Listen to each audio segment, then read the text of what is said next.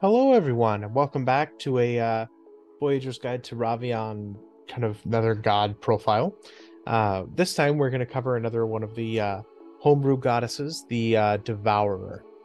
Now, she's a little bit freaky, as you can see from the artwork already, but the Devourer is a chaotic evil goddess of hunger and death. She is often seen as an emaciated woman with long green flowing hair and sharp teeth. She is known to be cruel and cold to the plight of mortals, seeing them instead as less of a source of followers, so much as a source of food. The insatiable hunger of the devourer drives her to hunt and kill and consume any and all creatures that she can. Her lair is being littered with the bones of all of the creatures that she has claimed over her lifetime. Those dedicated to the goddess see her as an end to the mortal plight, serving to end suffering. The Devourer's loyal followers are typically outcasts from society that have been granted a new purpose in life under the banner of their goddess. They wish for an end of the world at her hands so that they might receive their wish. To placate their goddess as they work to bring about the end at her hands by breaking her and her alone into the mortal plane, they collect people and creatures of all shapes and sizes to send to their goddess. Over time, the goddess's hunger will grow and their efforts will need to redouble over and over again. The Devourer has no specific tenets to live by, instead being focused on satiating her hunger. But her followers have a set of guidelines to support the effort. Satiate the goddess, placate her hunger, break her chains, become free. So I will break that down because it's a little bit more convoluted and confusing of a raw ideal. The Devourer's only focus is hunger. All she wants to do is consume and consume, and in the process, she will end the world if she's given enough time and leeway to do so. She is the embodiment of predation and death. She is the end of all living things.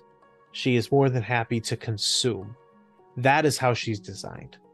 She is a goddess that people don't immediately worship as a general population, but some people that are in the worst of their suffering and just want it all to end, and they want it all to end, not just them, everything. Want the goddess to come and wipe the slate clean of all living things.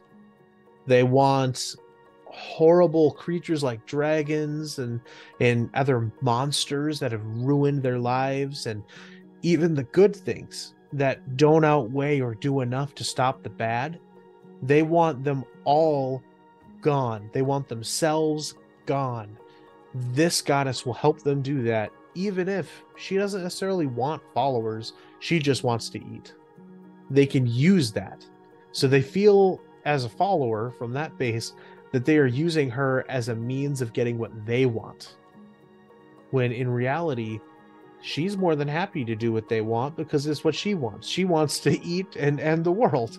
So these kind of followers try to satiate her hunger to keep her placated and happy as long as they can until they can figure out a way to break her into the material plane.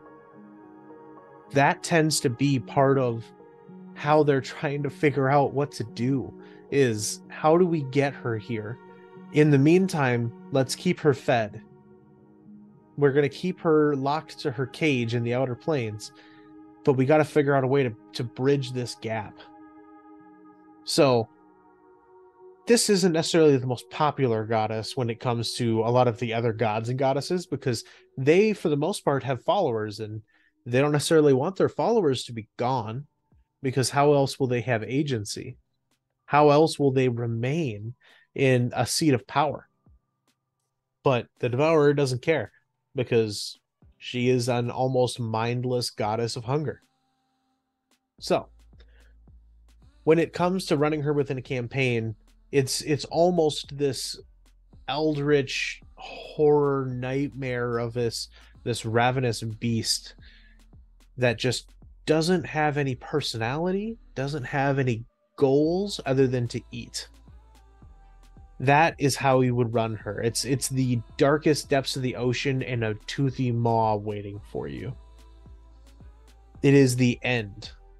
And that is how she's been kind of designed to be. Is this terrifying grim reaper of this eater of souls, people, their bodies, the world, everything. So, you can imagine that if a loyal follower to the Devourer, their soul were to enter into her domain, it will not be there for long, because she will find a way to consume it. That suits well because these followers tend to not want to do anything. They want it all to be gone. They don't want to live. They don't want to remain as a soul within their god's domain. They just want everything over. That makes it a little bit more telling as to what kind of people might follow them. Follow the goddess here. So, either way, that's it for the Devourer. Don't necessarily think of her as a more complex being, because she is absolutely not. And keep in mind, if you find yourself identifying with anything kind of along the lines of what her followers would like, absolutely try to talk to someone and get help for whatever you might need. Sometimes you just need a little bit more support to find out why life is worth living. And I would highly encourage anyone that follows along the lines of her fan base, so to speak. If you have that same mentality, try to reach out. So, keep in mind, it doesn't take much to make a difference out there. So be the difference that you want to see in the world. And thank you all for watching this video. If you liked the Devourer, leave a comment, like the video, something. That way I kind of know what I'm doing right and what might be good for me to get to you guys next.